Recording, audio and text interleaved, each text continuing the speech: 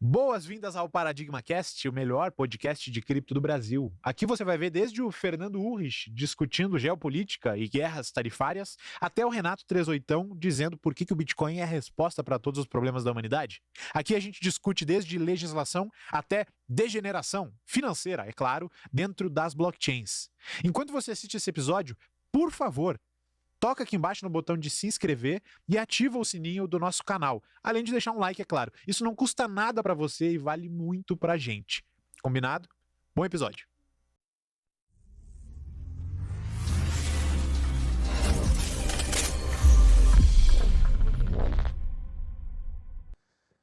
O convidado de hoje do Paradigma Cast é especialíssimo, provavelmente um dos nomes que mais nos foram pedidos nas últimas semanas e meses.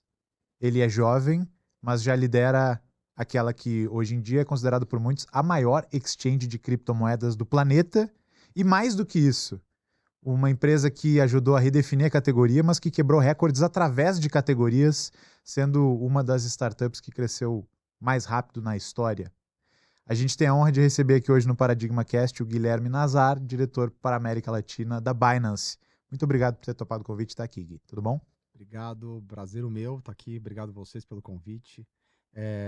Obrigado também pelo elogio de jovem. Já não sei se me sinto tão jovem assim. Tem que se sentir. Já fui mais jovem, mas ok, vou guardar para mim o elogio e começamos aí com o pé direito. Guarda mas muito bom, coração. Muito bom estar aqui com vocês pra gente bater esse papo aqui.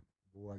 Do meu lado eu tenho meu co-host Guiriba, tudo bom contigo, Guiriba? Tudo ótimo, Felipe, muito bom aqui. Agradeço o Gui por ter aceitado o convite. Vamos aprender um pouco mais sobre a Binance. E caso alguém não me conheça ainda, eu sou o Felipe Santana, cofundador da Paradigma. Tem alguns filmes, pessoal, que seguem ordem cronológica, tem alguns filmes que começam com flashbacks e tem outros que começam direto na cena de ação. A gente vai começar aqui direto na cena de ação. Como é que chegou o convite para fazer parte da Binance? Como é que eu surgi na Binance? Como é que você brotou lá dentro? Assim, então vou ter que ir direto para a cena de ação, vou fugir um pouco da cronologia da minha carreira, mas eu fui... Antes da Binance, eu estava na Uber, né? Trabalhei lá por 6 anos, ou quase 6 anos. E alguns anos atrás, ou pelo menos até alguns anos atrás, muitas pessoas, ou algumas pessoas da Binance vieram da Uber. Isso não Uber Brasil, Uber mundo afora. Fiz muitos colegas na Uber na ocasião, e um deles liderava a expansão global.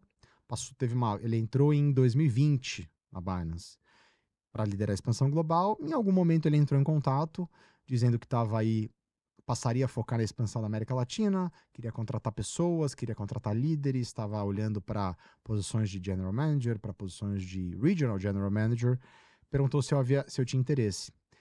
E na ocasião eu já era um entusiasta de cripto, porém em 2020 eu tinha acabado de sair da Uber e já fechado numa outra oportunidade, no caso a Loft. Então, neguei, agradeci, mas disse que tinha acabado de fechar uma oportunidade. Um ano depois, voltamos a nos falar e ele continuava numa estaca muito semelhante de continuo procurando pessoas. E aí, naquela ocasião, eu falei, então, acho que agora eu volto a ter o interesse.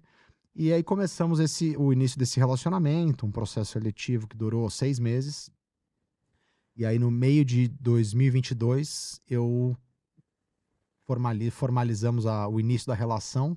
E aqui estou desde então há 3 anos. Muito curioso que esse momento de meio de 22 foi auspicioso. Até onde eu me lembro, se a memória não me falha, foi meses antes da quebra de uma das outras grandes corretoras da indústria. Exatamente. E nessa altura você já estava fechado, então? Nessa altura que aconteceu o caso, eu já estava dentro. Né, já estava trabalhando. Eu comecei, fechamos em julho de 22. Comecei em setembro e o fato que estamos aqui falando ocorreu em novembro. Que loucura. Então estava há 2 meses já. Era no começo ainda desse novo Era no posto. começo. Cá entre nós, ninguém nos avisou o que viria a acontecer, né? Eu não vou nem te perguntar se foi estranho, se bateu, sei lá, uma insegurança, porque eu tenho certeza que em todo mundo bateu. Em mim, pelo menos, bateu. Que foi uma coisa completamente surpreendente para todos, até porque na ocasião ela era a segunda maior exchange global, né? Ela ocupava uma posição bastante relevante.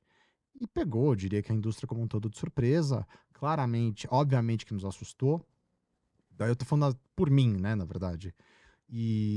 Mas acho que a indústria mostrou muita resiliência, né? Acho que a indústria se fortaleceu a partir daquilo. É óbvio que é uma infelicidade o que pessoas que estavam lá envolvidas passaram, perderam dinheiro. Mas de lá para cá, eu diria que se a gente pudesse olhar para trás, eu acho que a indústria está melhor, evoluiu, principalmente nesses aspectos de proteção e segurança. E acho que é um caminho sem volta e é uma evolução contínua, né?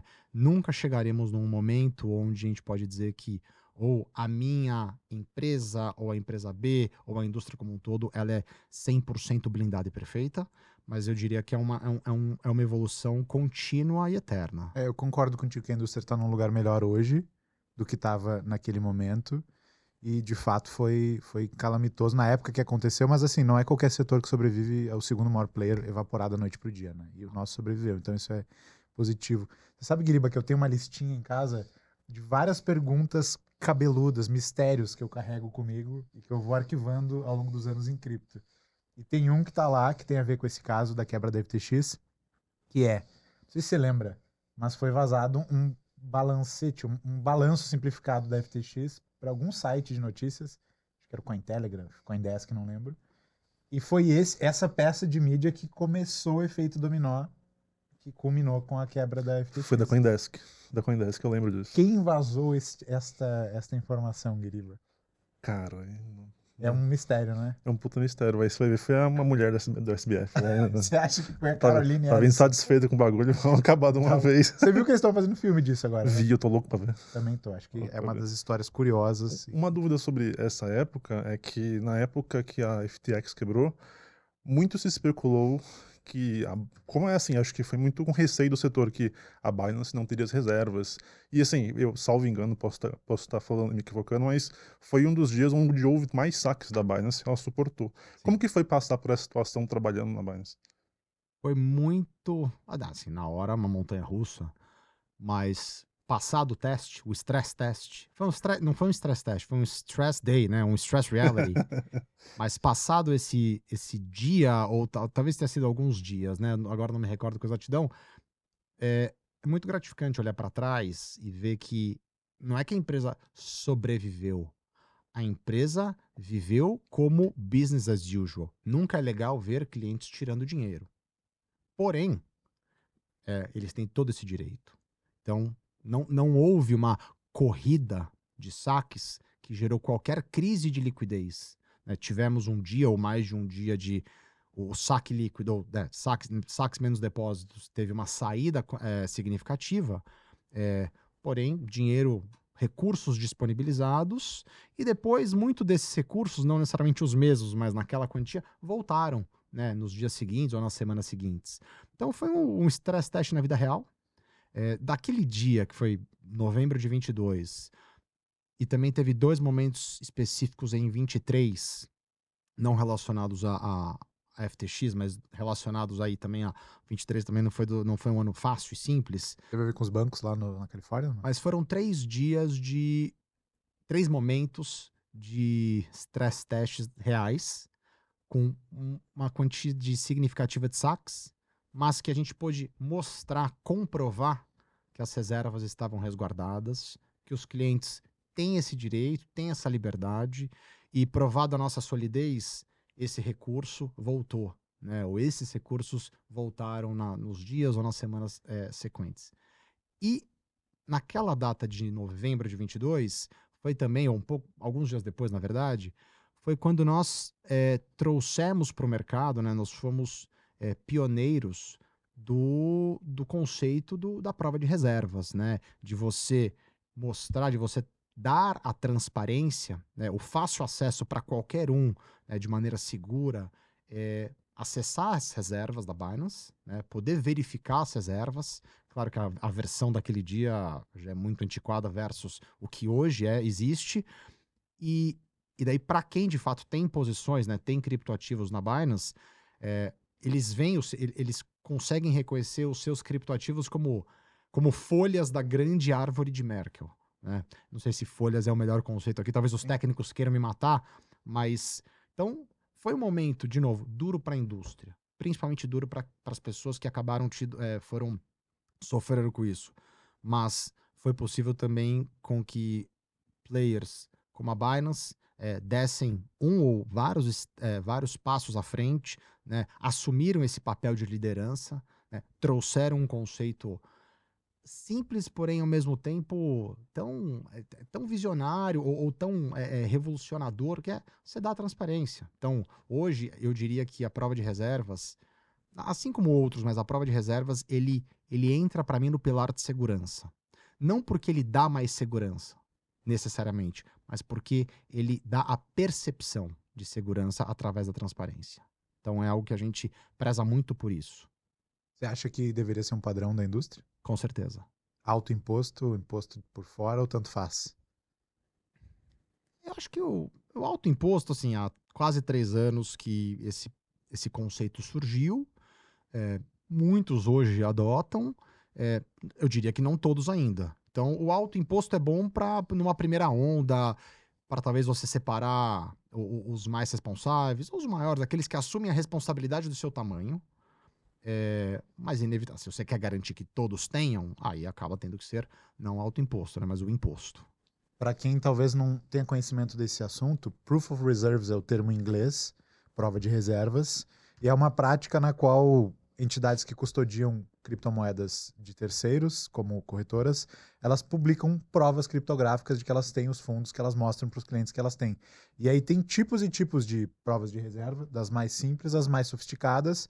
Você pode, por exemplo, pegar um endereço, jogar no explorador de blocos e ver quantas moedas tem ali dentro. Não deixa de ser uma prova de reserva simples. Sim. Mas essa que o Gui estava comentando aqui, na qual você consegue ver a participação do seu saldo como uma folha da árvore, em termos menos jargônicos, isso significa que você consegue comprovar matematicamente que a quantia de moedas que você está vendo ali na sua conta está fazendo parte do todo que está sendo publicado pela companhia e está fazendo parte unicamente, não está repetida. Então é uma forma muito mais sofisticada de prova de reservas e mais legal. Até onde eu saiba, dá para você sofisticar ad infinitum, dá para você publicar prova de liabilities também, que é uma coisa que, no caso de empresas grandes, vai ser inviável você fazer isso com todas as suas, mas este modo de prova de reserva já é bastante avançado. Você falou que foram 2 convites para se juntar à Binance. Na época do primeiro, você já tinha cripto, já era convicto, já era comprado na ideia? Eu já tinha. Acho que a convicção vai aumentando a cada dia, né? Hoje, sem dúvida alguma, a convicção em 2022, quando eu entrei, era maior do que no primeiro convite. E hoje é maior do que em 2022. Mas eu já tinha um nível de conhecimento já tinha experimentado o suficiente para acreditar, para me sentir confortável de que aquilo, na minha opinião, não era algo que viria a sumir. Né? Não tinha aquele. Eu não acreditava num risco binário de repente não existir mais. Muito pelo contrário. Agora, eu já enxergava tudo que a gente está vendo hoje e. Não, claro que não. Adoraria ter enxergado tanto, né, há tantos anos, mas não. Mas eu já me sentia confortável com o tema. E tem algum momento em particular na tua história que tu aponta e fala, foi aí que eu tomei a pílula do Bitcoin? Ou foi um processo gradual de absorver informação com o tempo? Foi por volta de 2015, a pílula, que foi quando eu entrei, foi em 2015. Não foi a primeira vez que eu ouvi, mas foi a primeira vez que eu me dei conta que eu estava ouvindo. Né? Eu falei, peraí, eu já ouvi sobre, eu não tô lembrado aonde, eu não tô lembrado como. Isso foi se repetindo. E aí pessoas muito próximas de mim, envolvidas principalmente com mineração. Eu não participei e acabei não participando em nada nesse sentido, mas foi aí que eu comecei eu quero entender um pouco mais. Eu tô me sentindo um peixe fora d'água aqui, nesse tema. Não que também as pessoas que eu tava ouvindo falar já eram experts, mas já eram mais do que eu, né? E comecei a estudar, comecei a entender um pouco mais e decidi investir um pouquinho. De novo, as pessoas com conversas informais, né? Quando a gente fala, caramba, em 2015, né? Quanto é que tava? Nossa, que demais, agora tá assim. É sempre mais legal ouvir, né? Claro. assim, o nível de risco era completamente diferente há 10 anos atrás, o nível de conhecimento, o nível de convicção. Então, não é que, né, eu entrei, comecei a experimentar isso, ponto. Né? E de lá para cá, nunca saí. Também não é que eu também sou um investidor desde então. Né? Teve lapsos, né? Teve hiatos de tempo. Momentos de que muitas vezes você até esquecia e não prestava tanta atenção no que estava acontecendo com o preço. E em 21, 22, daí juntou a fome com a vontade de comer de vez. Tu chegou a cruzar com alguma iniciativa que envolvia cripto dentro da Uber ou da Loft? Não. Quando nos meus últimos meses ou no fim da minha passagem pela Uber, a Uber abriu capital em 19, eu saí de lá no início em 20, um pouquinho antes de explodir a pandemia no Brasil, né? Ainda não tinha, não estava tendo ainda o lockdown em São Paulo. Saí em fevereiro de 20. Lá eu me lembro que final de 19 perguntava-se para o CEO, nos all hands da empresa, se a Uber passaria a aceitar Bitcoin. Eles estavam de olho, ou pelo menos essa foi uma resposta mais institucional, que eles estavam acompanhando sim, mas que não tinha nenhuma iniciativa. De fato, de lá para cá nunca teve. Acho que agora possivelmente vai mudar, na minha visão. Esse foi o único momento dentro da Uber. E na Loft, em algum momento também, a gente não me recordo agora com exatidão, mas era um projeto de que estava querendo tokenizar a escritura, né, de apartamentos, tokenizar os apartamentos, um pouco antes do seu tempo, né, acho que 3 ou 4 anos depois, agora vê se que faz sentido, mas que já era uma iniciativa para eventualmente tokenizar as escrituras. Mas que também, no caso, não foi para frente, foi apenas uma conversa introdutória. É curioso que hoje, enquanto o Gui falava, me vieram 2 nomes de produtos / modelos de negócio que são um Uber descentralizado, o Arcade City, talvez nem existisse nessa época. Acho que não. E sobre tokenização de imóveis, eu pensei na Parcel da Solana, onde você consegue comprar frações de imóveis em várias cidades do mundo, né? Também, alguns anos atrás, não existia. Curioso. O que tem de incomum na cultura desses 3 lugares, Uber, Loft e Binance, e o que tem de diferente? Assim, eu vou falar o primeiro, aquele que une os 3. Depois eu vou acabar tendo que trazer mais Loft, Binance e Uber. Mas acho que os 3, uma cultura muito empreendedora. Independente do tamanho, né? Uber e Binance globais, milhares de colaboradores, a Uber muito menor, a Loft muito menor, mas uma cultura empreendedora muito forte e a cultura, né, a alma de seus fundadores muito viva.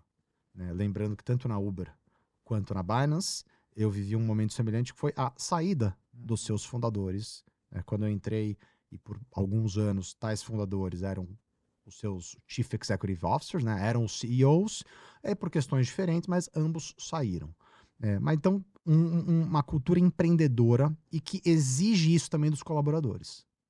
Porque se você não tivesse o espírito empreendedor, e o que é o espírito empreendedor? Não é que você precisa ser fundador de algo, mas você até pode estar numa iniciativa que você não é o fundador, mas você precisa ter esse senso de dono, né? Esse nível de uma certa independência para fazer as coisas e uma vontade de fazer. Não dá para ter medo de errar. Ou não dá para ter tanto medo de errar. Todo mundo talvez, ninguém quer errar, mas não dá para o medo de errar impedir você de fazer alguma coisa, né, de querer trazer algo novo. E aí, acho que é mais comparável agora Uber com... tô confundindo os nomes. Uber com Binance. E eu acho que talvez tenha sido o meu fator, o meu grande diferencial, ou pelo menos o diferencial meu e assim como dos outros Uber Friends, que também entraram em diferentes posições ao longo do histórico, é que a Uber era uma empresa global, com um modelo de negócio disruptivo, e que vivia o desafio, era quase que o mesmo em qualquer lugar. Era desenvolver a operação, crescer a operação, e também, em paralelo, lidar com um vácuo regulatório. Não ser banido, em outras palavras. Não ser banido, mas era uma zona cinzenta de não ter regulação, porque não existia. E a atual regulação de transportes não se encaixa com o que a gente está fazendo. A mesma coisa para Binance. Então, você precisa ou lançar, ou no caso já existia quando eu entrei, né? Já existia a operação usuários brasileiros. Você precisa crescer a operação, você precisa crescer a base de usuários, você precisa desenvolver negócio. Em paralelo, é uma indústria que no Brasil não é regulada, né? Como é que se dá isso? Então, você é o responsável por isso. Então, acho que essa foi a grande ponte. Mais do que eu já estar ou já conhecer algo de criptoativos, eu era um entusiasta, sim, acredito e gosto. Conhecia da plataforma da Binance, né? Acreditava na indústria, mas mais do que isso, ele traz uma expertise que é adaptável, né? Para que a gente consiga eventualmente obter um sucesso de médio e longo prazo no Brasil. Eu acho que essa é a principal comparação que eu faço entre as duas. E eu brinco que eu comecei minha carreira no mercado financeiro tradicional, né, trabalhando com primeiro mês de operações, depois com banco de investimento, fazendo fusão e aquisição. Saí, falei, não quero mais estar no setor, fui trabalhar com tecnologia na Uber. E agora na Binance eu meio que juntei os dois, né, a tecnologia com o mundo das finanças. Inevitavelmente criptomoedas está ou será inserido, por bem ou por mal, no grande mercado de capitais. Então, meio que eu juntei aí a primeira metade da minha carreira com a segunda. Legal. Esse tópico da regulação vai dar bastante pano para manga pra gente, mas tu citou 2 eventos aí que a gente não pode perder a chance de ouvir mais de ti em primeira Claro. pessoa, que são a saída dos 2 fundadores, Claro. Travis da Uber e do CZ da Binance. Sim. Pode contar um pouquinho de como foi cada uma? Sim. Vou começar pelo Travis, né? 2017, se eu não me engano, a Uber, entre fim de 16 ou início de 17, começou a ter protestos, né? Protestos, começou a ter casos surgindo para a imprensa de assédios que aconteciam na empresa, assédios principalmente morais, mas acho que não limitados a assédio moral, mas uma cultura tóxica. Também começou a ter um pouco de protesto de motoristas mundo afora. E aí começou-se, né, uma campanha contra o Travis, que de fato era a personificação da empresa, né? Não só apenas eram 2 cofundadores, né, a Uber, mas o Travis era a personificação da empresa, era o CEO desde então, e de fato era a alma viva, era a grande visão criativa da empresa, de produto, para onde vai, para onde não vai. Aí primeiro acho que ele teve um período bem tenebroso, né? Ele perdeu a mãe, aí ele tirou uma licença, uma mãe num acidente, né? Um acidente terrível.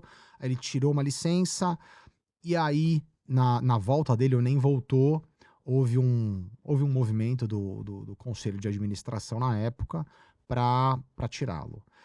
O conselho não tinha poder para tirá-lo, acho que no jogo aí de tipos de ação ou votos do conselho, ele tinha a maioria, os votos dele tinham superpoderes, né, eram os super shares, mas eu me lembro até hoje acordando cedo e vendo um e-mail que ele já tinha mandado na madrugada, dizendo que ele tinha decidido, ou tinha aceitado a sugestão de sair, e que ele queria o bem da empresa e ele não queria mais prolongar tudo isso. Claro que foi um choque. É claro que foi um choque por tudo que ele representava para a empresa e para a indústria. E passamos aí um vácuo sem um CEO. Né? E aí teve o ELT, né? Foi criado o Executive Leadership Team, foi aí que eu aprendi a sigla ELT. Mas o C-Level da empresa se juntou e passaram talvez 2, 3 meses aí muito unidos, né? Nessa liderança descentralizada. E aí depois vem Dara. Né, os meus últimos 2 anos, não mais, né, 3 anos, foi sob a liderança do Dara. E ele traz um outro perfil, né, completamente um outro tipo de comportamento, mas eu acho que tá aí para completar 8 anos desde que ele assumiu. Eu acho que dá para se aplaudir.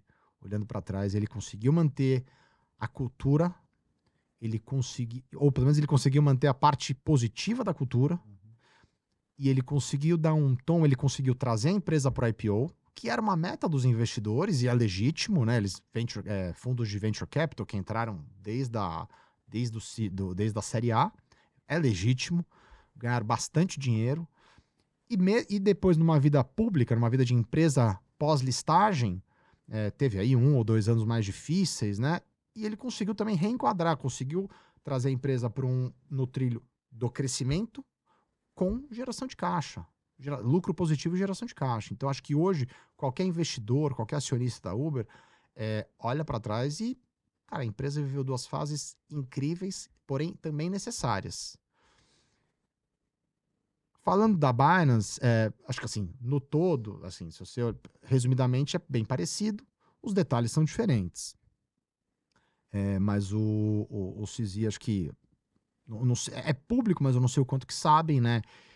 Fundador, CEO, mente visionária, uma das, não sei se mas com certeza uma das 3 maiores personalidades da nossa indústria, na minha opinião, né? Ele continua sendo uma das grandes personalidades da indústria cripto, uma das grandes, né? Um dos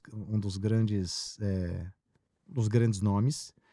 Mas, diante do processo que nós vivemos com as agências americanas, parte do acordo que nós fizemos no final de 23, né, novembro de 23, levou à saída dele, né, a saída do dia a dia operacional, onde ele deixou de ser o CEO, né, e a partir daquele momento, como grande acionista, ele recomendou a instituição de um board, de um conselho de administração semi-independente, cujos nomes foram aprovados pelo Departamento de Justiça americano, e hoje a governança da empresa, e também instituiu um CEO, né? O Richard Tang, que já era um executivo da empresa, assumiu a posição de CEO.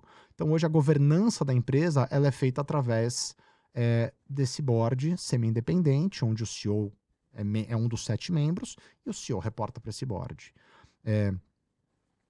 Eu acho que, assim como comparando as coisas positivas da saída do Travis com a saída do CZ, foi um momento necessário, né? Até porque acho que não teve opção de não se viver isso, né? Frio na barriga, todo mundo sente, afinal de contas é o vendedor, é o fundador, é a personificação da empresa, quem criou a empresa. Porém, eu acho que a cultura se mantém muito intacta, de obsessão pelo cliente, foco em segurança, né? E mantivemos a nossa liderança, a gente mantém o nosso poder a nossa capacidade de inovação e também trouxemos aí coisas novas, como um maior foco para compliance, né? Uma maior abertura para tratar de uma maneira construtiva com reguladores, né? Então a empresa é a passagem da fase infantil para a adolescência. Não dá nem para dizer que é mais que isso, que a gente só tem 8 anos, mas é uma transição. Pergunta dupla. Era mais legal trabalhar no Uber privado ou público? E a Binance, tu vê chance, não sei nem se dá para falar disso, mas tu vê chance dela se tornar uma empresa pública um dia, listada? Eu acho que os dois...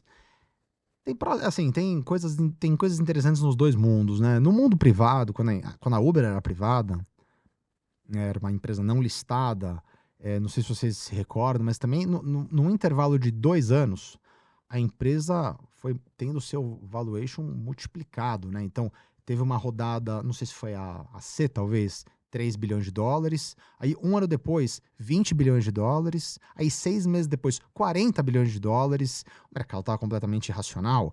Mas foram tempos e uma expansão completamente sem freio mundo afora. E lá a gente pensava por cidade, né? Não é vamos expandir para um país tal. Não, você tem que pensar por cidade, né? E quando eu digo cidade, não é região, não é região metropolitana, é uma cidade. São Paulo é uma cidade. Diadema. Guarulhos é outra cidade. Diadema é outra cidade.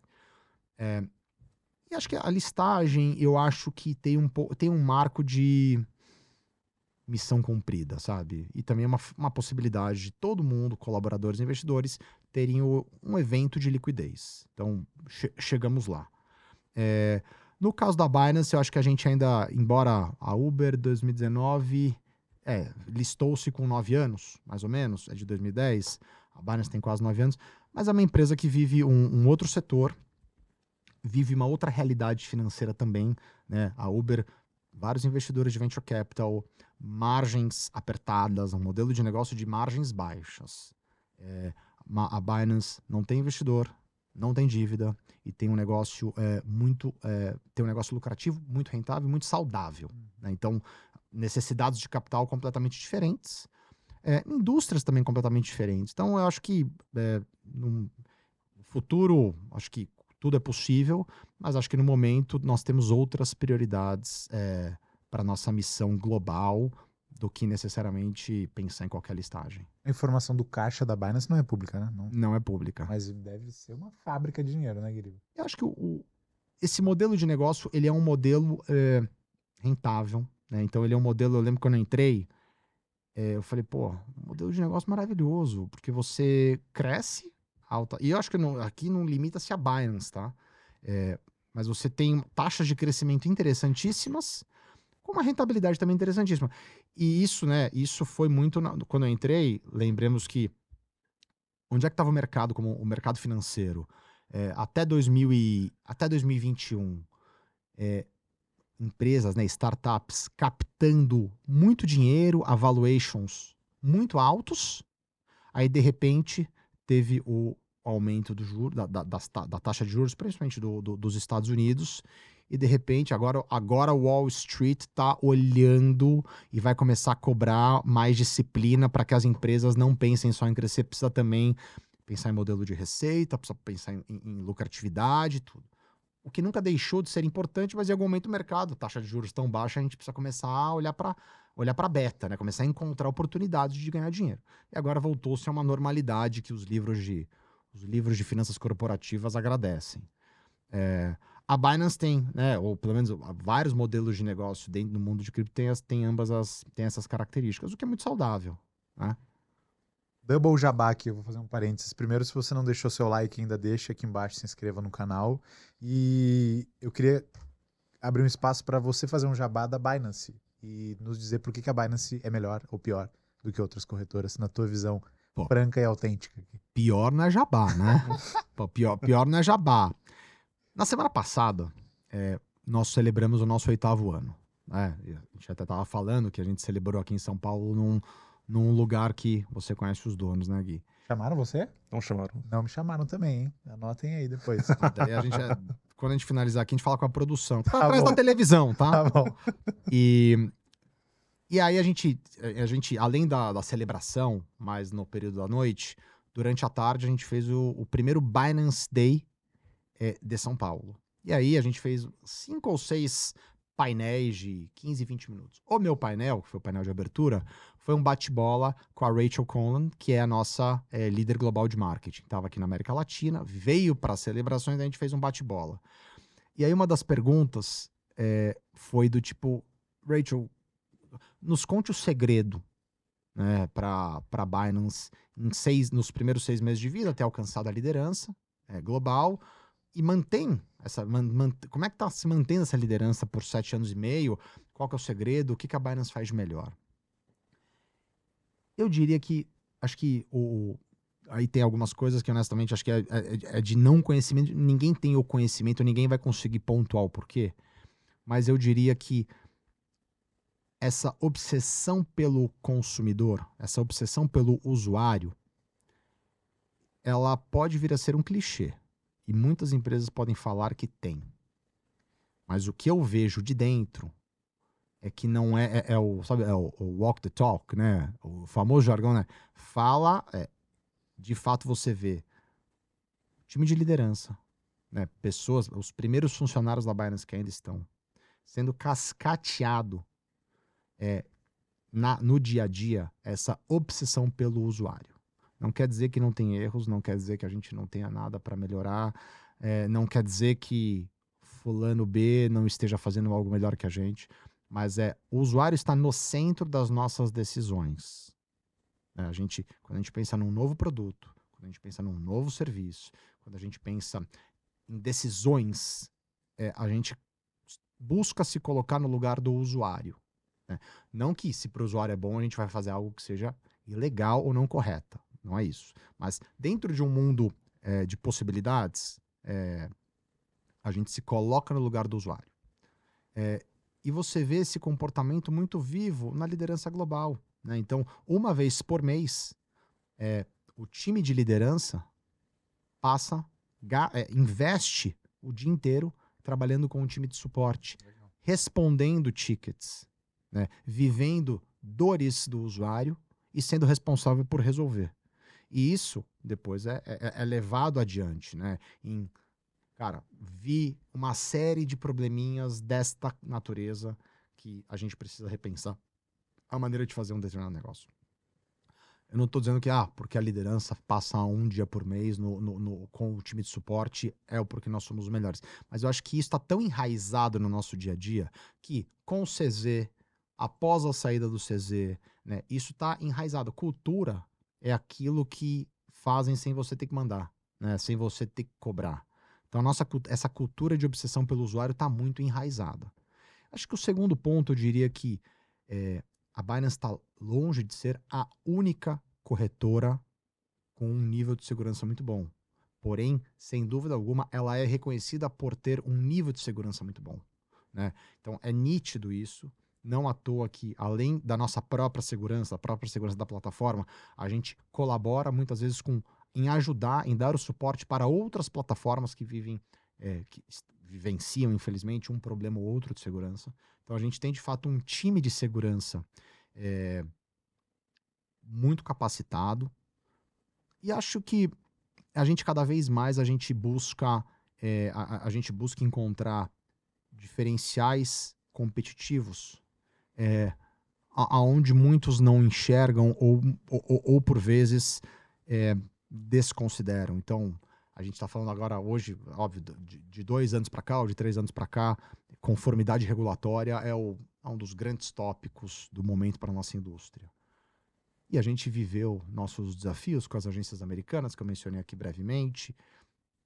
Qual é o nosso olhar hoje para compliance? Conformidade regulatória, compliance. Eu falei no português para garantir que todo mundo entenda, mas o compliance. Compliance para nós é vantagem competitiva.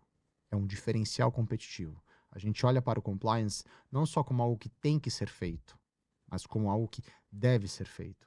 Que isso nos distancia ou nos diferencia dos demais, né? Então, essa é uma indústria que, para a gente chegar, hoje são quase 600 milhões de usuários no mundo. Na Binance, a gente passou a marca de 280 milhões de usuários registrados. Nossa. Como é que a indústria vai chegar no primeiro bi?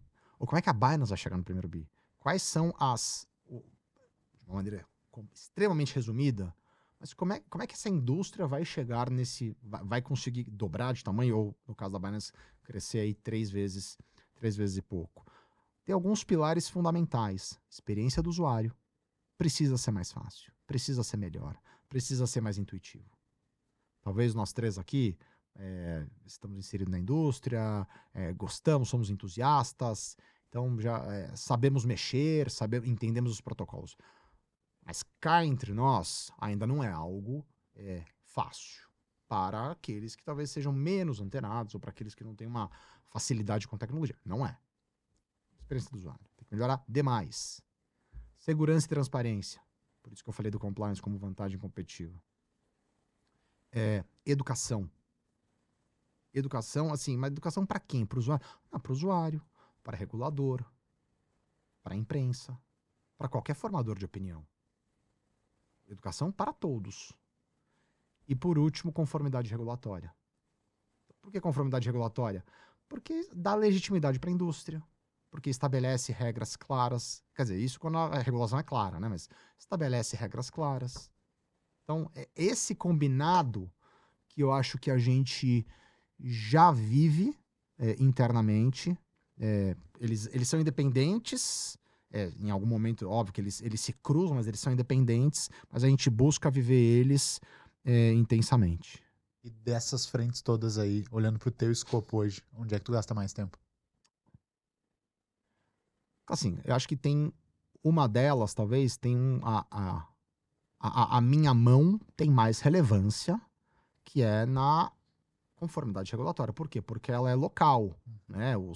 Conversa com reguladores, ela é local. As outras 3 são esforços que envolvem local, mas também o global, né? Melhorar a experiência do usuário tem alguma representatividade, o meu tem, claro, porque a gente compartilha com times de produto ou necessidades locais, ou feedbacks locais, né? Dos usuários brasileiros ou da América Latina, que é a região que eu cubro. educação, mas então essas três, acho que o global tem um peso muito grande também. A conformidade regulatória é país por país, né? Então eu diria que existe um papel institucional meu muito forte aqui. E se tu pegar dos piores países para se fazer negócio com cripto no mundo até os melhores, tu colocaria o Brasil hoje em que parte do ranking? Acho que assim, eu me baseio pela adoção. O Brasil hoje é um dos países com a maior taxa de adoção em cripto.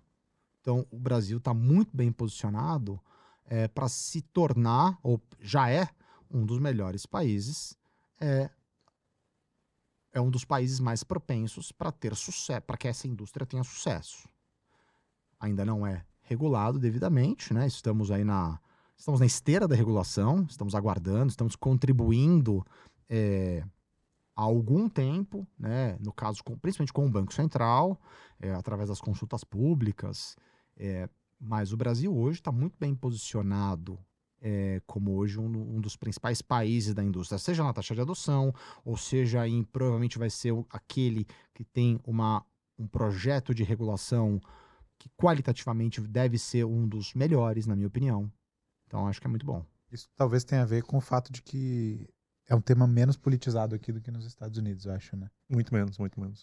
Mas eu acho que também tem, eu até queria te perguntar sobre isso, essa questão de corretoras nacionais e corretoras internacionais no Brasil. Porque também tem essa discussão de que alguns preferem corretoras nacionais e também tem esse benefício que elas tinham e vai cair com a medida provisória agora.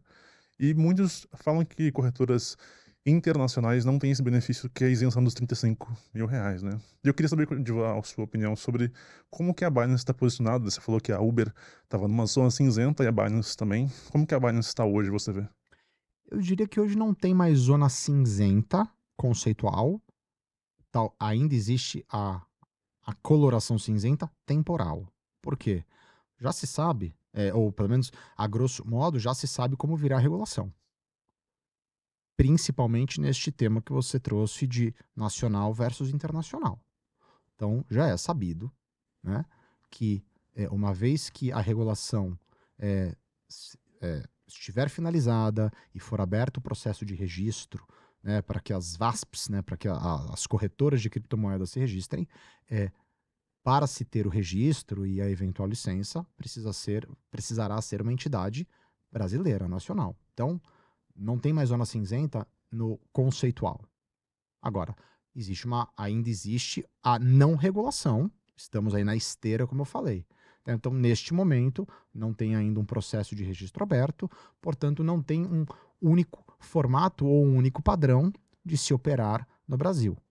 É por isso que ainda existem corretoras que já são nacionais, ou que são nacionais de uma maneira, são brasileiras de fato, ou que se nacionalizaram, né, já localizaram suas operações, e outras que ainda não. Então, onde é que eu vejo a Binance? Primeiro,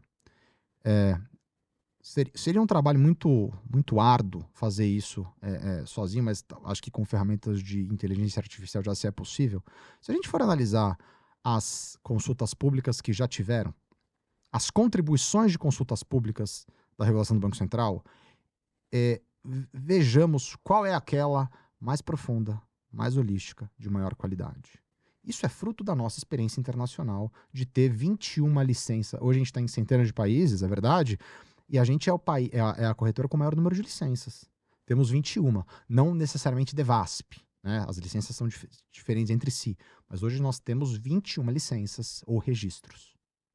Então, a maneira como nós contribuímos para as consultas públicas, sem dúvida alguma, foi muito próximo do exaustivo, né? E por quê? Porque a gente quer contribuir e a gente quer que o Brasil tenha uma regulação positiva, clara, né, que proteja o investidor, proteja os participantes, porém que também não inibe inovação e que a indústria possa continuar crescendo. Pois bem, além disso, no final do ano passado, teve um grande anúncio aí que foi a aprovação do Banco Central para autorizando a Binance a deter o controle de uma corretora, de uma distribuidora de valor mobiliário.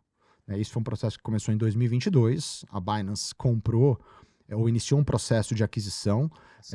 A Simple, né? Compramos as licenças, né, da Simple. processo que levou um tempo, obviamente, para aprovação. E no final do ano passado, ou na virada do ano, saiu a autorização. Ou seja, no início de 22, quando nem sabia-se que haveria um marco legal em dezembro daquele ano, a Binance já deu um passo à frente e comprou uma instituição financeira. Veja que a gente não comprou uma instituição de pagamento, a famosa IP. A gente entendia que diante do nosso tamanho e diante da nossa liderança de mercado, estava mais condizente para um mercado, principalmente para o mercado brasileiro, que é um mercado grande, ter uma instituição financeira. O escrutínio regulatório que uma instituição financeira é submetido está condizente com o nosso tamanho. É condizente, essa é a responsabilidade que a gente carrega por ser líder ou por ter a relevância que nós temos. Então, é a Simpol. Aprovado a Simpol, hoje nós detemos 100%, né, o controle total da empresa, e a gente está num processo, né, de fusão. O que eu quero dizer fusão? De integração das operações. Esse é um processo, né, que não é do dia para a noite. E tudo indica, a não ser que haja alguma surpresa inesperada, mas com a regulação dando início à regulação, ao processo de registro, a Simpol é o veículo que nós adotaremos para ter as operações no Brasil. Então, esse é o resumo. Então, o debate de nacional, internacional, assimetrias, eu acho que, é justo no quesito temporal. Tá? Porque ainda existe, de fato, ainda existe a possibilidade de não existir, ou melhor, não existe ainda um padrão único. Não existe nenhuma força, nenhuma regra que impõe um padrão único. Pois bem, se não tem um padrão único, por que um é o correto e o outro não? Qualquer um é correto, não fazendo nada de ilegal, qualquer padrão, qualquer modelo operacional é correto. Né? Pois bem, e é uma questão de tempo, agora acho que estamos falando de meses ou poucos meses, as regras do jogo estarão definidas e publicadas. E além disso, acho que tem essa questão de essas assimetrias podem gerar vantagens competitivas para um lado ou para o outro. Mas é tão objetivo assim a ponto da gente dizer qual dos lados que está tendo vantagem? Assim, no ponto que você falou da diferença de um tem uma alíquota, um tem a isenção, tinha, né? Na verdade, saberemos, pode mudar. Mas um tinha isenção fiscal até 35 mil, como no mercado tradicional de capitais, né? Até 35 mil por mês. O outro tinha uma alíquota fixa, não tinha tabela progressiva. Qual dos dois? Aí acho que daí tem que pegar a base de usuários, tem que entender qual é a média de lucro por mês. Eu diria que a isenção era mais importante, talvez. Uhum. Então eu diria que talvez as internacionais estivessem com uma desvantagem. A percepção do mercado é essa. É essa mesmo. E agora, mas assim, então, vantagens que daí sejam criadas dessa vez, agora é o contrário, né? Vamos olhar talvez para... Agora a internacional vai ter vantagens. De novo, é uma questão de tempo que o modelo vai ser unificado para nacionais. E dois, essa é a única... acho que é querer tirar um pouco do mérito também das empresas talvez mais globalizadas. É por isso, então, que nós temos um volume transacionado, uma quantidade de clientes... Acho que são várias as vantagens competitivas. Né? Então, acho que queremos trazer o foco para uma problemática, podemos lidar, mas acho que é muito mais... O buraco é mais embaixo, assim, a análise tem que ser muito mais holística, na minha opinião. Mas, de novo, honestamente, aqui estamos debatendo que há 2 anos atrás isso aí daria um programa só para a gente falar disso. Até porque não tinha o quê? Não tinha projeção. Como é que a gente vai ter regulação? Agora, que bom que a gente vai ter. O mercado brasileiro é relevante. É um dos 10 maiores, é um dos 10 principais mercados da Binance. Continua sendo, que bom. E continuará sendo. É o maior da América Latina. Que, por sua vez, também é uma das principais regiões que contribui para a Binance. E aí uma regulação clara, que protege o investidor, que esperamos nós que não iniba a inovação, vai ser muito positivo para o mercado. O que tu nos disse aqui basicamente é que esse antagonismo exchange brasileira versus gringa, ele tem data para acabar, não vai durar mais muito tempo. Acho que sim. Eu concordo com isso e acho positivo também. Tem uma galera no mercado que insiste em bater na Binance. Acho que isso também tem a ver com o que tu falou mais cedo, de que a Binance em 6 meses capturou a liderança do mercado, e desde que nasceu, né? E pelos próximos 7, 8 anos não largou mais. É uma história realmente bizarra, se tu for parar pra pensar. Muito rara. E É um isso... bizarro positivo. Exato. Do meu ponto de vista é positivo. Bizarro positivo. Mas é bizarrice. Muito raro. Sim. Pô, 6 meses virar líder de mercado e não perder mais isso? Como assim, né? O mercado tão grande. Então tem gente que às vezes tá mais tempo ou não sei se dói por outras razões e bate. Pra gente não falar mais desse tipo de abordagem combativa, tem alguma coisa que tu diria pra galera que bate na Binance, talvez pela história? Ou... Não dou recibo pra isso, né? Assim, eu diria que, acho que, eu gosto de fazer muito, eu pelo menos pessoalmente, ou não sei se no silêncio do banho ou no espelho, quando eu falo comigo mesmo, eu faço muita analogia com esporte, né? Então, eu gosto muito de tênis. Não jogo bem, mas adoro. Caso algum amigo meu que jogue bem esteja assistindo, não estou dizendo que eu jogo bem, não jogo, mas adoro. Qual é a meta, né? Das centenas de jogadores do circuito? A meta é quem está em primeiro, né? Ou os primeiros, né? Caso o primeiro não seja tão claro quem ser. Então era até pouco tempo atrás era o Big Three, né? Federer, Nadal, Djokovic. Então você está sempre buscando aquele que está no topo, que está vivendo provavelmente aquilo que você queria estar vivendo. Que está onde você quer estar. E ser líder, né? Ter a liderança, ela é muito boa, ela é muito legal, é uma bizarrice positiva, mas tem uma responsabilidade enorme também exercer essa liderança. Você pode exercer a liderança pouco se lixando, nem aí, ou você pode ter um olhar consciente e maduro e responsável. E eu não quero dizer que também sempre tivemos o olhar responsável. É uma evolução também. A gente tá... Há 3 anos atrás, quando eu entrei, nós tínhamos 5 anos. Agora nós temos 8. 8 não quer dizer muito para seres humanos, né? Mas para uma empresa, a gente também está amadurecendo. E hoje a gente tem um olhar muito claro para essa posição para esse lugar que a gente ocupa, para esse lugar. E a gente não quer sair dele, não. Né? Então, muitos esforços que a gente tem não são o positivo, o benefício daquilo não é só para nós. Pelo contrário, é para a indústria. Então, os nossos esforços de educação. Hoje, o Binance Academy, que é a nossa livraria digital, nossa biblioteca digital, está disponível de graça, em diversos idiomas, consumido por 50 milhões de pessoas por semana. Né? Qual outra iniciativa é tão grande quanto essa? E, de novo, ninguém está aqui nos devendo nada. Ninguém precisa dar obrigado para nada. A gente é pró-indústria. A gente, criptoativos hoje, 7% de penetração global, é muito pouco. 600 milhões de pessoas. Você tem o olhar de metade copo cheio. Pô, você já são 600 milhões de pessoas no mundo, quase 600, né? Muito bom.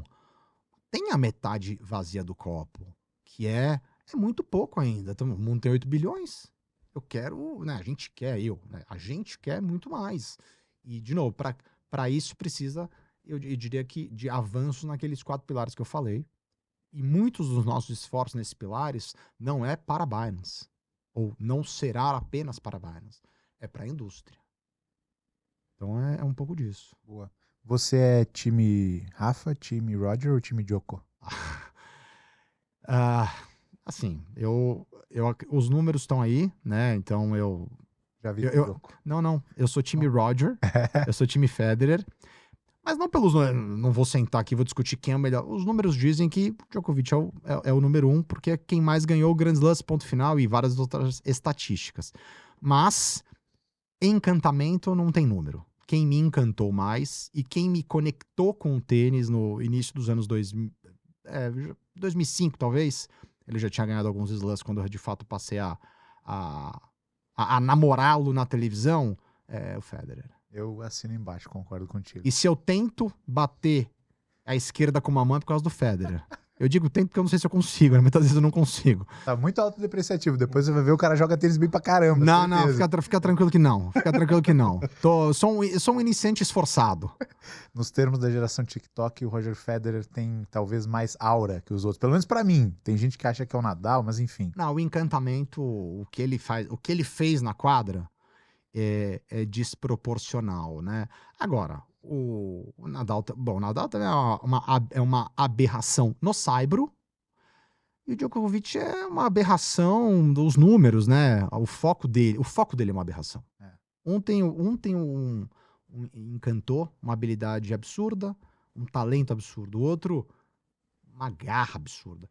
E o outro é um foco, uma obsessão por ganhar, uma obsessão por ser o primeiro. É uma persistência, capacidade de continuar e continuar, né? Ah, sei lá, ele tem um pouco mais novo que eu tenho 39, ele tem 38, acho. O que ele tá fazendo ainda? O que tá fazendo? Eu me pergunto também. Vamos voltar aqui pro nosso ganha-pão.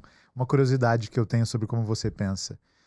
Um sistema como o americano, no qual o lobby é transparente e totalmente legalizado, a influência corporativa sobre a nova legislação, versus um sistema brasileiro, em que a relação corporações e legisladores é diferente. Qual que é mais ideal?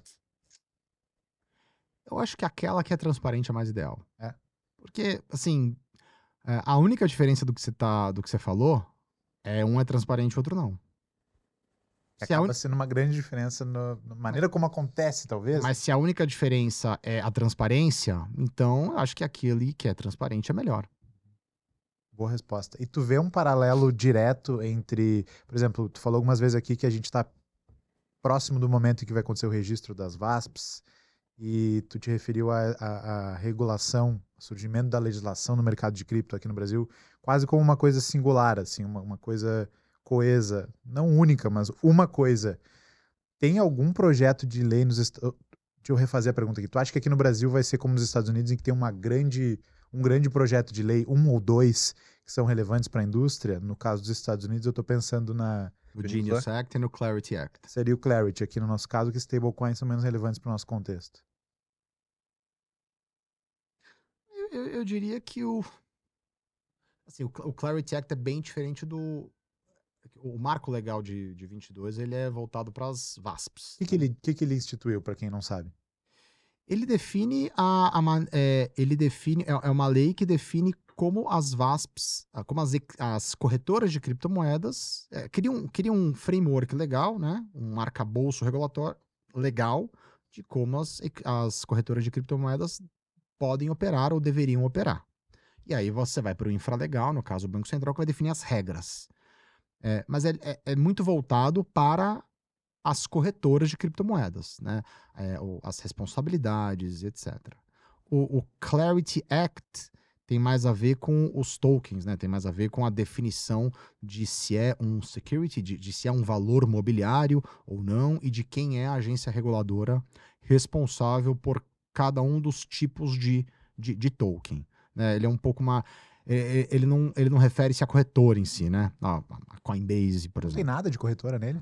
Não. Daí eu confesso que eu não Mas sei o foco é mais na emissão de token. eu não sei a totalidade, mas eu diria que é um arcabouço, é um framework voltado para os criptoativos.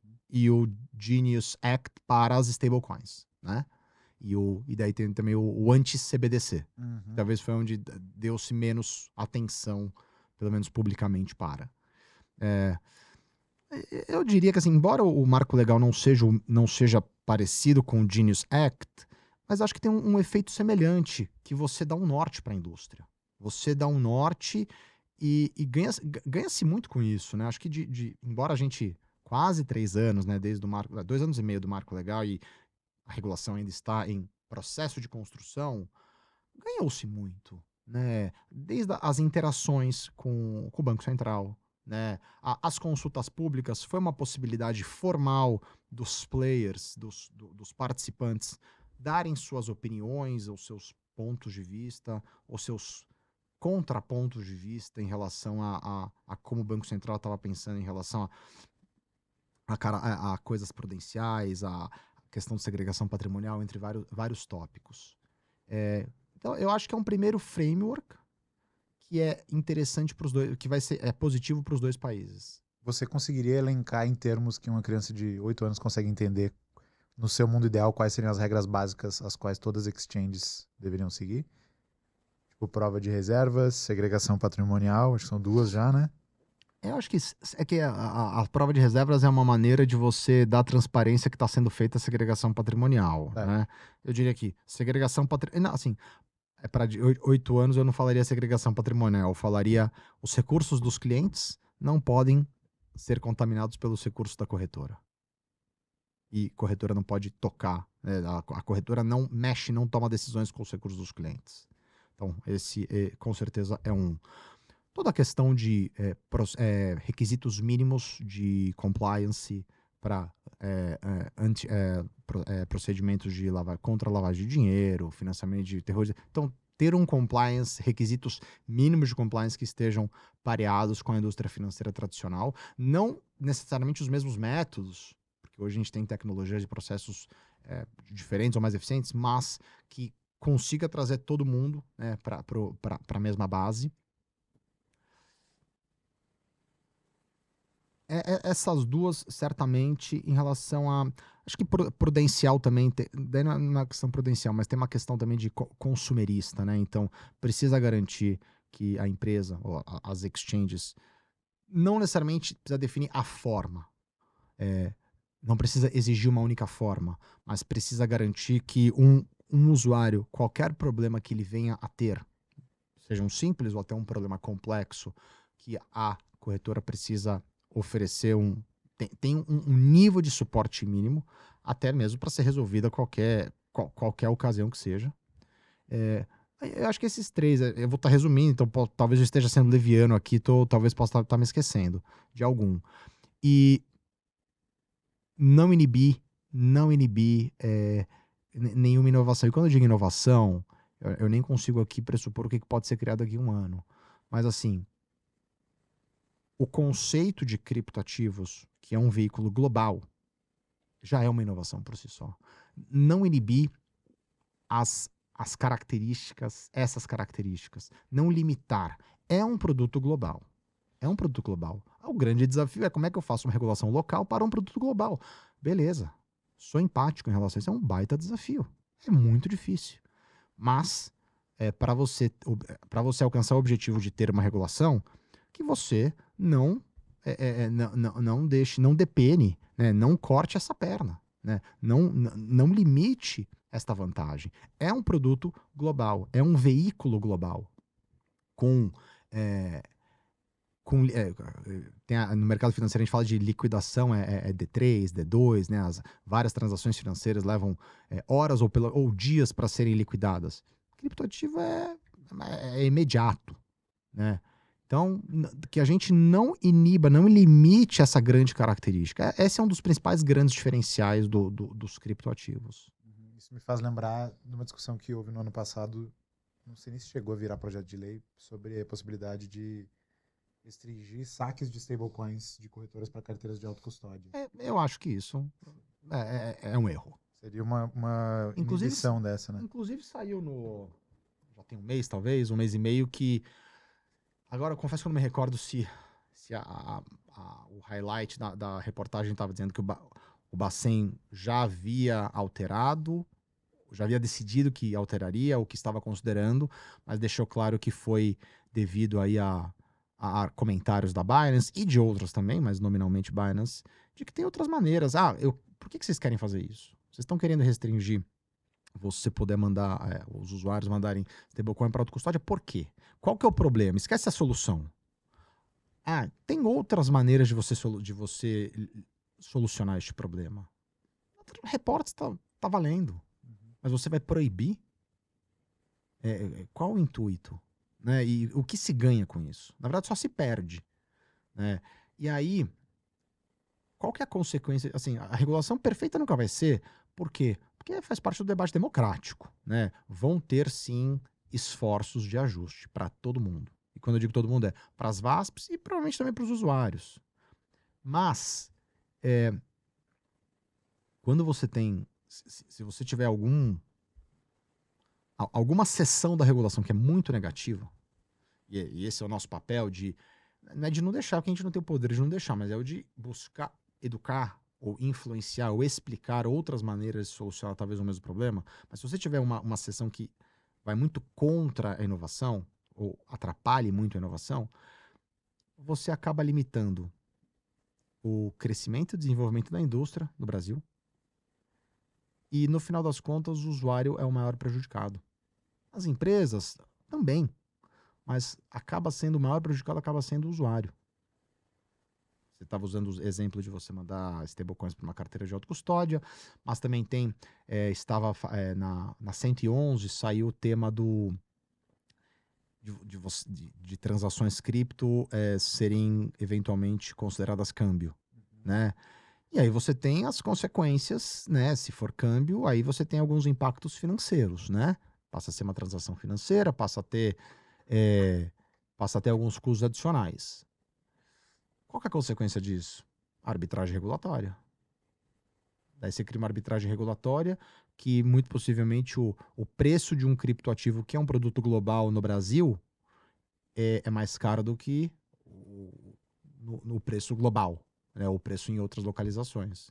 Tem alguns mercados que acabaram criando essa arbitragem regulatória, e aí, nos últimos anos, um mercado que é 24/7, é possível constatar que 75% do tempo, o Bitcoin, por exemplo, está de 3 a 5% mais caro no book local versus o book global. Quem paga por isso, né? Ou quem é o maior prejudicado? O usuário. Ou porque está pagando mais caro, ou porque vai ter sempre aquele, talvez pequeno grupo, mas vai ter sempre aquele grupo de usuários que, então vou buscar outros meios. E aí acaba eventualmente buscando meios que está menos sob a luz e mais sob a sombra. Não é positivo também. Então, estamos aqui todo mundo contribuindo para que a gente tenha uma regulação boa. A gente quer que ela seja o mais exaustiva possível.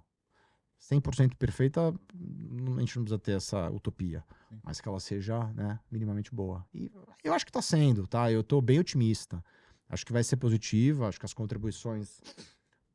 O Banco Central deu a entender que tá de olhos bem abertos para as contribuições, e acho que haverá aí, saberemos, né, no tempo certo, se elas vão ser alteradas, se elas vão ser consideradas. Pessoalmente, tu é um cara mais maximalista do Bitcoin, mais onívoro, pluricoiner, onde é que tu te posiciona? Pluricoiner. Pluricoiner. Tem algum projeto de cripto que tu gosta muito, que tu usou recentemente, assim? Pluricoiner, mas blue chip coiner. O que eu quero dizer com isso?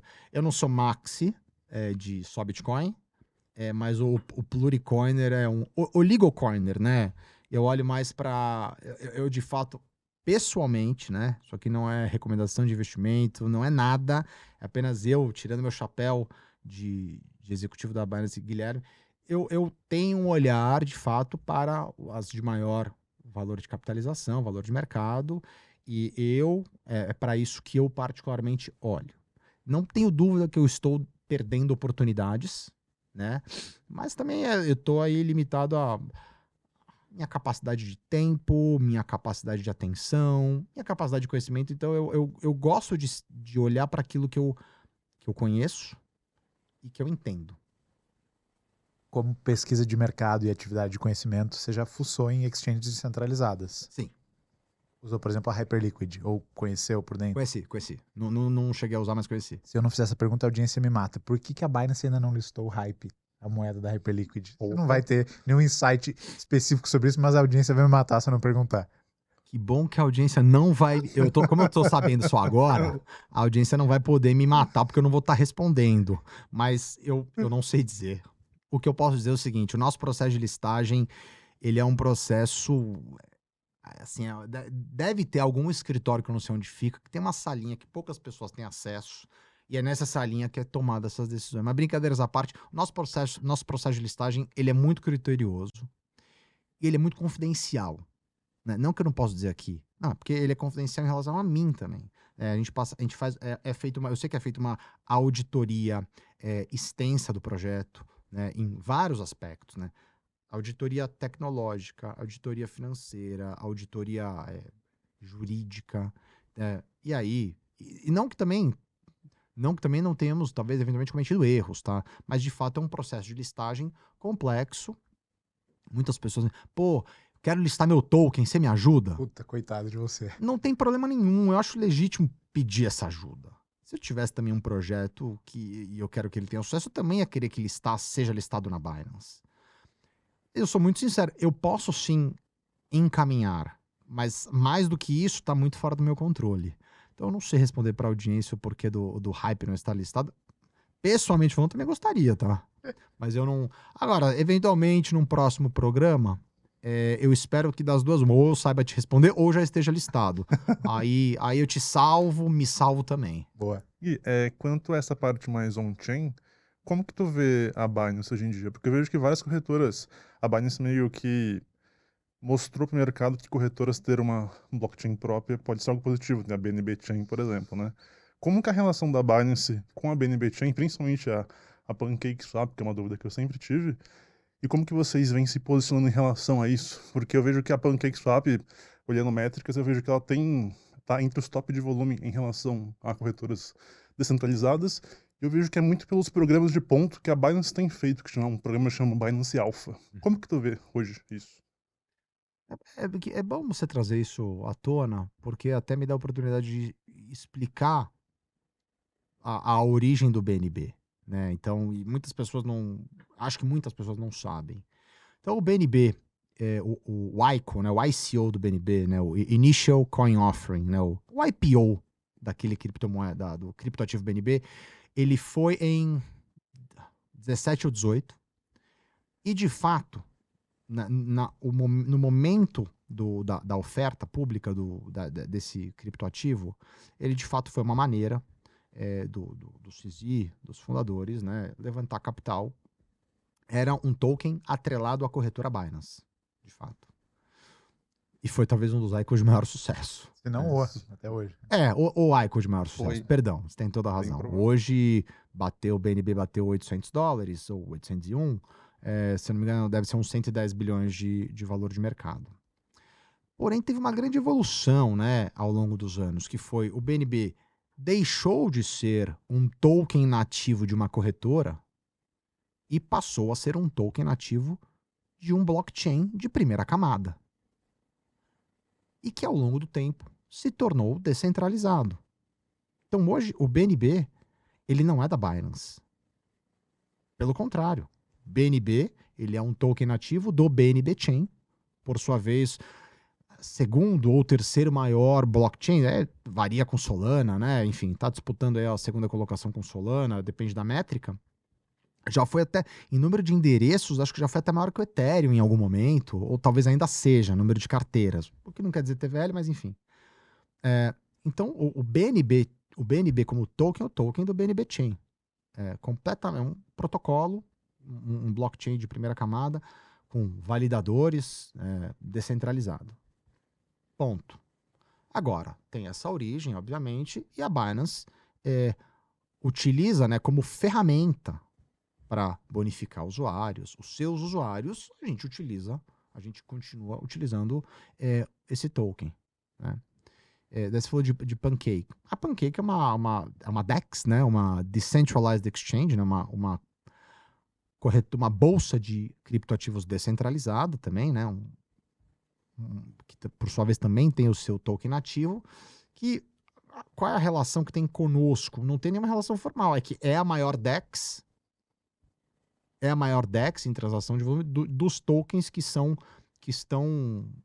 de protocolos de tokens que estão no BNB Chain. Né? Então, óbvio que talvez exista muito esta relação, mas não tem uma relação formal. Né?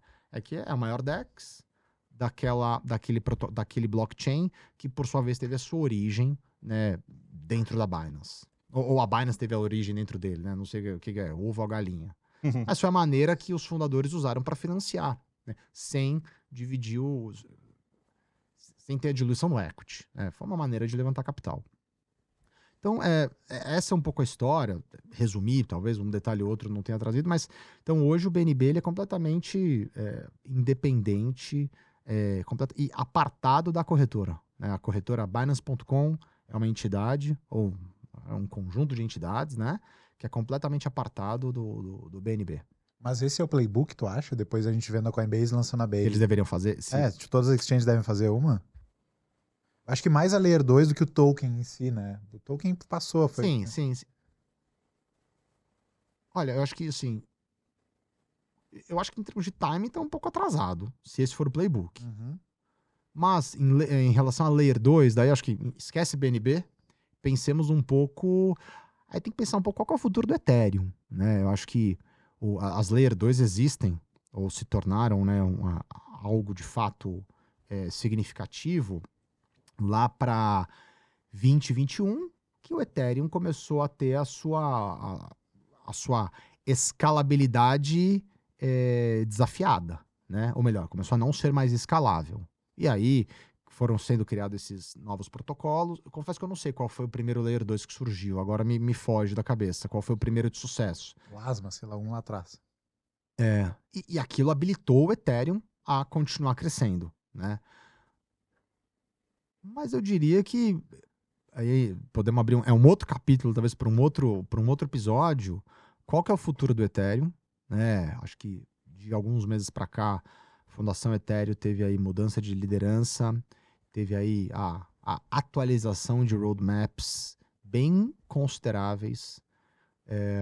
Teve aí além do The Merge de 22, teve uma recente atualização muito relevante. Vai ter uma outra no final do ano. Então, eu acho que o Layer 2, eu não sou o mais técnico para dizer, mas eu diria que o Layer 1 do Ethereum vai ter aí uma grande evolução em escalabilidade. Não acho que vai ser o fim da Layer... Pelo amor de Deus, não vai me trazer um corte. Guilherme Nazar, presidente da Binance... Prevê o fim do Ethereum. Prevê o fim dos Layer 2. Não acho que é isso. Mas eu diria que a relevância do Layer 2, eu acho que vai mudar. A maneira que a gente olha para o Layer 2 hoje, que sem aquilo o Ethereum não tem uma escalabilidade muito limitada. Eu acho que daqui 1 ano, 2, ou depende da velocidade com que eles vão implementar o roadmap, vai mudar. Se eu te entendi corretamente, a tua perspectiva para o market share relativo da Ethereum é dele diminuir com o tempo. Do Ethereum? Não. É dele aumentar. Não em relação aos Layer 2. Ao main chain. Eu acho que o main chain vai aumentar. Main chain aumenta, mas e o main chain em relação a Solana e a outras? Eu acho...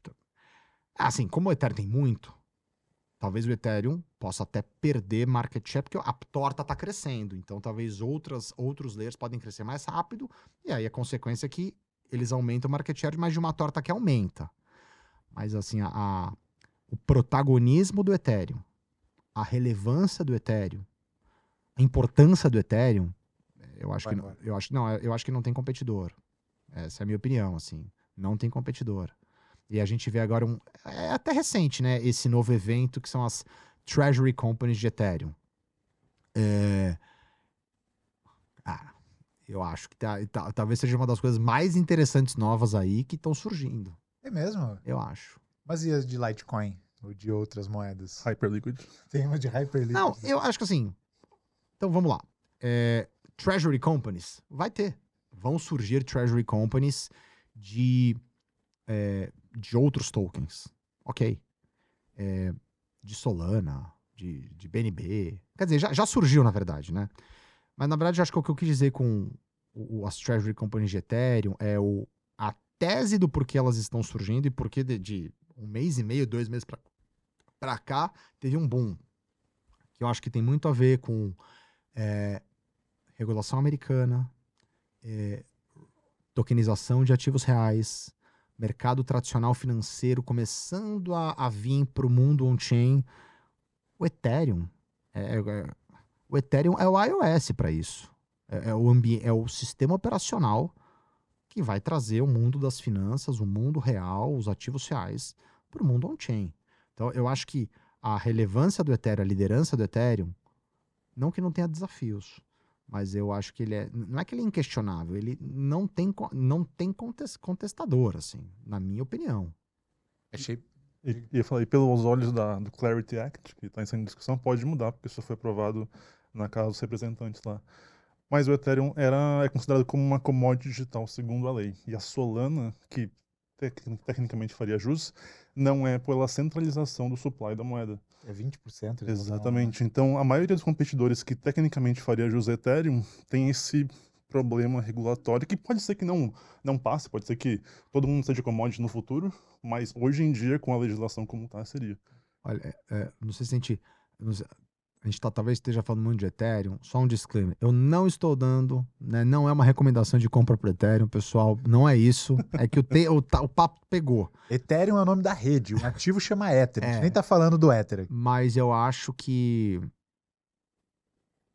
Eu acho que o Ethereum teve um acerto ao longo dos anos que foi nunca abrir mão da descentralização para escalar. Ou para melhorar, ou para talvez eliminar gargalos que teve, né, de escalabilidade, não abrir mão da descentralização. Tem o tripé, né? O tripé mágico de um blockchain, que é muito difícil conseguir as 3 pontas do triângulo, e talvez o Ethereum, eventualmente agora, comece a conseguir. A ponta do Ethereum que ele deslizava era a escalabilidade. Mas ele nunca abriu mão da descentralização. Isso foi uma decisão correta, entre muitos erros, talvez, ou que a Fundação Ethereum também Mas eu acho que a gente está aí para ver aí os próximos anos vai ser bem interessante nesse aspecto. Cara, achei muito interessante essa tua opinião e vou fazer aqui uma última pergunta pra gente ir pro bate-bola final. Eu penso diferente. Eu acho que o roadmap da Ethereum focado em segundas camadas, essa ideia de preservar a descentralização, mesmo que isso custe escalabilidade, na minha leitura fez a Ethereum perder o mercado de meme coins e o varejão para Solana nos últimos 3 anos. Mas o que tu está me dizendo aqui é que essa descentralização, essa neutralidade crível que a Ethereum preservou, pode ser um baita diferencial competitivo quando a gente está falando de stablecoins, de trilhões de dólares, de instituições emitindo ativos do mundo real. Eu acho que é isso. Assim, eles tinham essa visão tão clara há anos atrás? Acho que não, mas. Ou não sei. Mas acho que hoje, né? É muito mais fácil analisar videotape, né? Então, eu vejo dessa maneira. E mesmo com muito mais. Aqui no Brasil, eu sei que tem mais volume de Tether, por exemplo, na Tron do que na Ethereum. Acho que globalmente falando também. Mesmo com esse tipo de evidência de que o povão não se importa se é descentralizado ou não, essa vantagem tu acha que perdura? Eu acho que sim, porque a gente tá falando que, olhando para trás, ok, mas olhando para frente, olhando para trás, abriu mão perdeu o povão, né? Perdeu as meme coins. Mas olhando para frente, o que tá ganhando? O institucional. Acho eu, né? Não, institucional, assim, esse mundo de stablecoin, hoje, se você somar, sei lá, Tether mais Circle dá 200 bilhões de dólares, né, mais as outras, isso vai para quanto? Com um arcabouço regulatório claro, vai para quanto? O valor de mercado total e tô falando só de stablecoin em dólar, né, eventualmente denominado em outras moedas. Então, eu acho que o Ethereum está muito à frente para onboardar os players institucionais. Legal, gostei muito. Podemos ir pro bate-bola? Bora. Perguntas diretas aqui, são 7. Eu faço a primeira, você faz a segunda, a gente segue assim. Você pode responder com uma palavra, com várias, ou se estender quando você quiser. Primeira que a gente não fez aqui, não estava nem na pauta, mas preciso fazer explicitamente. Você conheceu o CZ já, pessoalmente? Eu conheci ele mais virtualmente, né? Ele foi a última pessoa que me entrevistou num sábado, 9 da manhã, meu horário, né? Ele talvez estivesse em Dubai, então 7 horas pra frente. A entrevista marcada para 15 minutos durou 7. Caraca! Tô dando mais do que a resposta. Sim, gostei. E terminou com um sim, né? Terminou com um sorriso, welcome to Binance.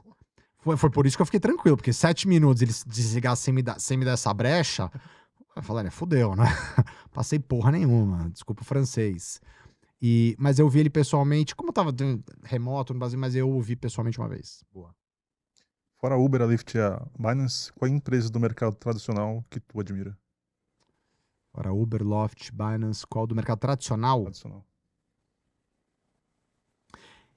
Eu não sei como é que tá hoje, né? Mas eu tive um grande encantamento, eu fui um grande estudioso da cultura do Goldman Sachs, né? Não sei como é que tá hoje, né? Li o livro da Goldman há 15 anos atrás ou mais, mas o modelo de partnership deles, que até deu origem a modelos até a níveis locais, é algo que me encantou nos tempos de mercado financeiro. Tem alguma peça de mídia, seja um filme, um livro, um jogo de videogame, que marcou muito a tua vida lá atrás?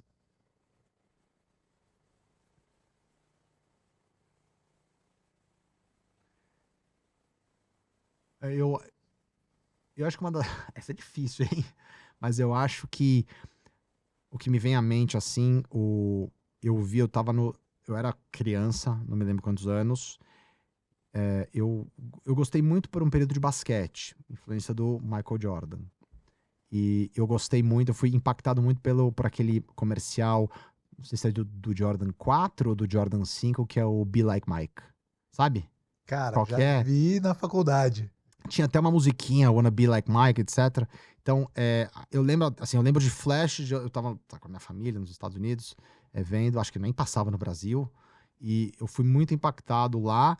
Eu não sei se eu descobri o Michael Jordan lá, acho que era muito na época das Olimpíadas de Barcelona, de 92, Dream Team. Então foi lá que eu conheci o basquete, né? Eu descobri o basquete. E eu me lembro muito dessa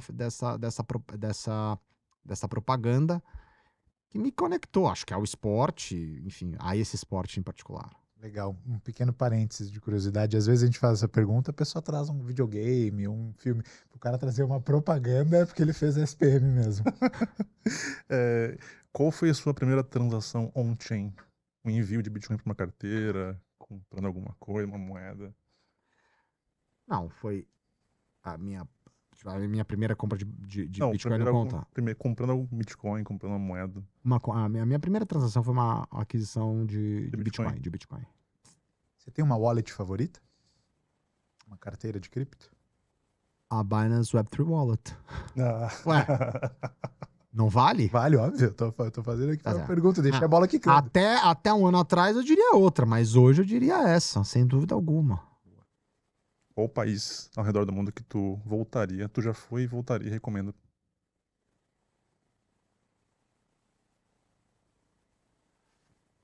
Ah, acho que dos países, assim, dos países talvez um pouco mais distantes culturalmente do mundo ocidental, do Brasil que eu conheci, teve dois países que me encantaram muito, né? A Turquia e Singapura.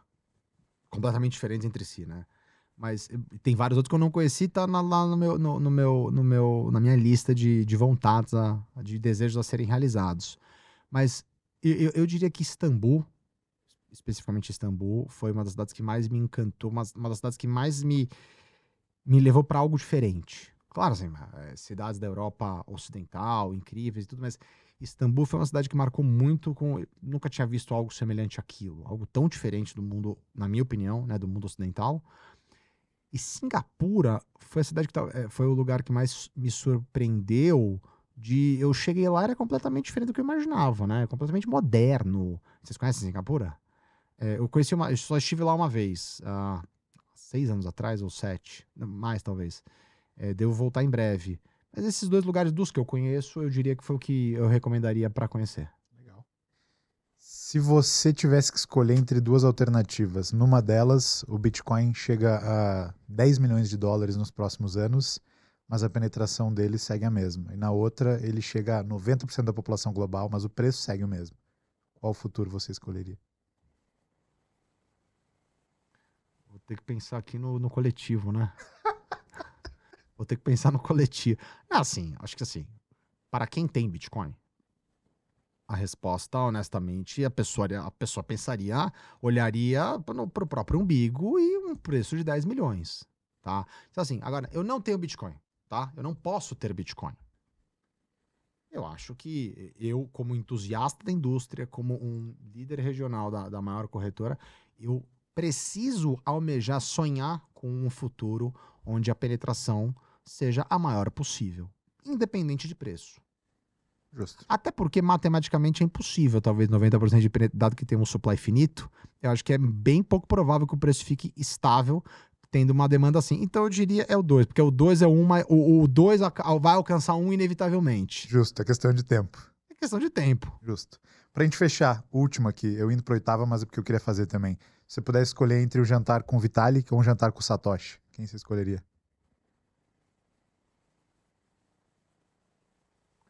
Eu acho que é com Satoshi. Satoshi? Com Satoshi, porque... E aí a gente pode debater sobre a sofisticação do que um fez versus o que o outro fez, mas o Satoshi foi o primeiro, né? Então, não é nem o bloco Gênesis, né? O bloco Gênesis da indústria, né? O Bitcoin é o Gênesis da indústria. Então, com o Satoshi, eu diria que eu teria maior interesse. Excelente. Guiriba, você gostou do episódio? Gostou do papo? Pô, muito, tirei várias dúvidas, aprendi muita coisa. Tem uma 8ª pergunta? Não, era essa. Era essa 8ª, tá. Aceitável. Mas eu aprendi muito e também queria agradecer o Gui por ter topado o podcast e também responder tudo honestamente e sinceramente. Eu achei muito bom. Também gostei. Onde é que o pessoal te encontra online? Guiriba BRB no Twitter e no Instagram. E também na Paradigma, onde também estou lá. Gui, palavras finais e onde é que o pessoal te encontra online? Olha, primeiro eu queria agradecer aos dois, né? A você, aos dois, na verdade. Meu xará, também adorei. Adorei ter um xará na mesa, facilita muito. Às vezes pode complicar, né? Gui, quem é o Gui? Eu, você, mas pra mim facilitou. E agradecer, foi ótimo o papo, leve, divertido, descentralizado, né? Não teve uma única pauta. E aí, pra vocês que estão nos assistindo, também espero que vocês gostem. E a gente... o papo foi bem descentralizado, né? Então eu queria finalizar só trazendo algo que eu achava que não era tão novidade da Binance, mas eu descobri no meu aquecimento com você, Gui, que é uma novidade ainda. Se é uma novidade para você, eu imagino que para muitos também são uma novidade.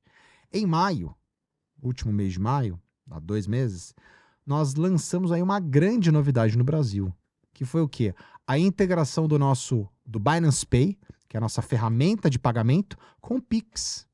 Ou seja, hoje, você, usuário brasileiro, consegue pagar em reais usando suas criptos.